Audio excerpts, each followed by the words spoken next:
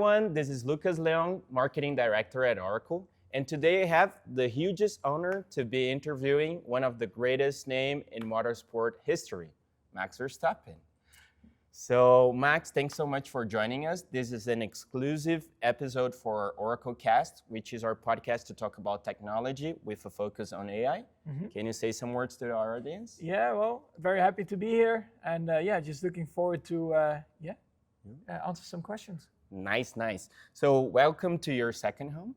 Thank you. With this beautiful helmet. So the first question is, how's the feeling about this Latin double?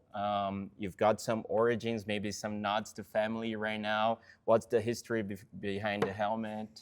Yeah, I mean, I think it's a combination of it. Of course, racing here already for quite a time, having won here in some memorable races. Of course, family-in-law coming from Brazil, I thought it was a good time to make a special helmet and basically add a bit the colors, of course, from the country. So you have the yellow, the green, and of course the blue. A little bit inspired also, from like the soccer team. That Any very, specific one? Well. I think Ronaldo, of course, and Ronaldinho, like those are like for me insane players. And watching it back in the day with also the kit on, I think it was always very iconic. Would you like to play with them in FIFA? They are in my team, yeah. Do you have them on Yes. Ultimate Team? Yeah. You bought them, right? Yeah. Can we share the stars as well on the back? Yeah, sure. Because this is, for us that are Brazilians with the 5 world champions, this looks a little bit like that, and this is your 4 titles, right? Hope to be putting the 5th one soon. Yeah, I mean, we'll try. I mean, it's been a very challenging year, but to still be in that fight, it's I think it's pretty incredible, and for sure we'll give it everything we have. Awesome. So you're very known for your passion and intensity on track, but also outside track with sim racing and GT3, which was amazing. Yep. So at Oracle, we do provide some data-driven insights in terms of sim racing. Is there a way to channel that emotions? Is there a way that you go, or you've got like in this sprint weekend, what is the way to channel that out? Yeah, I mean, of course, the sprint weekend is also very hectic, so it's even more important. You have less time to analyze everything, but of course, if you have the right tools to quickly go into the analysis and make sure that you're preparing in the best way possible. Also from the strategy side of things, because you do the sprint race, and then from there onwards you go basically after the qualifying going into the main race. It gives you better opportunities if you have the right tool to come up with the perfect strategy. Yeah, it's so little. And we saw your post on Mexico analyzing the data as race engineer. Pre-Oracle days, did you see a lot of difference in terms of how you analyze data, and how is it important for you to have that data available? Yeah, I mean, especially like I said before heading into the race now, we come up with so many simulations, billions of simulations, overnight, and definitely it has helped, on track to make the right calls at the right time under very stressful situations. The more you have it already, of course, pre-calculated, the better.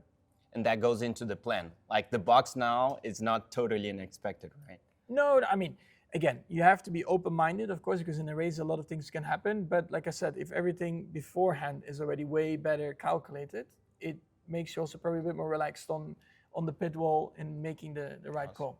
And can you share any example, maybe in an epic circuit like this, or last Mexico, year, that you had some here, strategy change? I think so. Last year here in Brazil in the wet, very difficult conditions, also making the right calls. I think, starting 17 and basically after the red flag being in P2, I think showed that, we trusted that staying out was the best call at that time.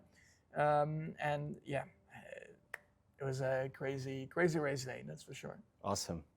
And well, you are in Brazil. Senna is obviously here. We have a quote from him that says that rain puts the cars on the same level, but not the drivers. I'm sure you're familiar with the phrase. What changes in terms of the mindset with that epic race last year?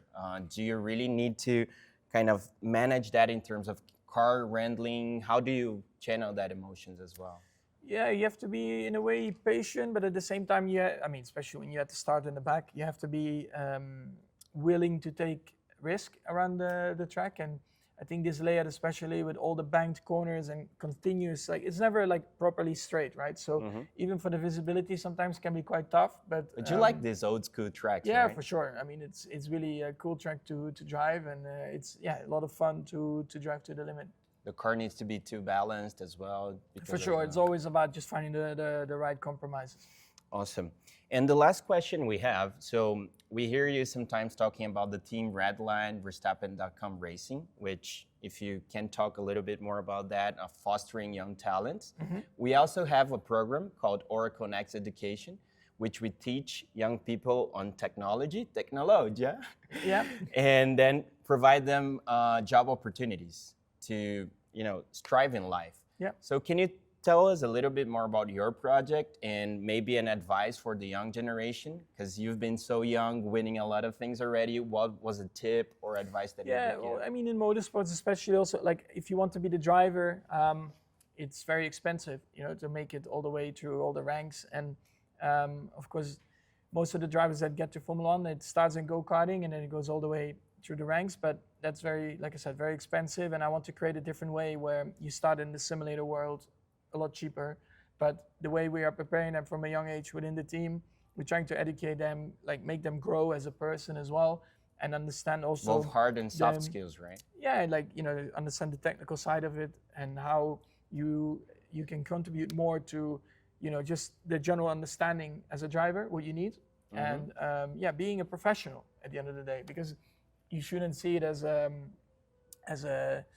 little hobby project. It's something you work towards in your career. And of course, this year, there was the first year where then I put a sim driver, of course, in the real car, and he's doing really well. So it also shows that, whatever you learn within the team and how you grow from a young age, through the years in the simulator world, if you pick that up well and you're very motivated and passionate about, growing and becoming better, it is all possible, to become a professional driver. Now, all the way to Formula 1 is tough. It's even tough if you start in go-karting. So you cannot guarantee that, but to become a professional driver in any kind of category, that's, I think, the goal. Awesome.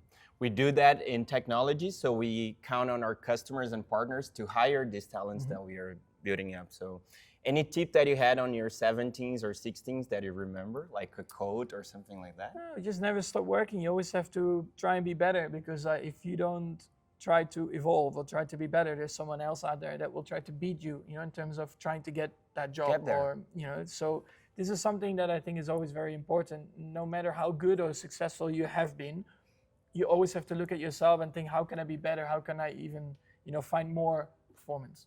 Simply lovely. Exactly. Muito massa. Muito massa. Yeah, that's how we say it here.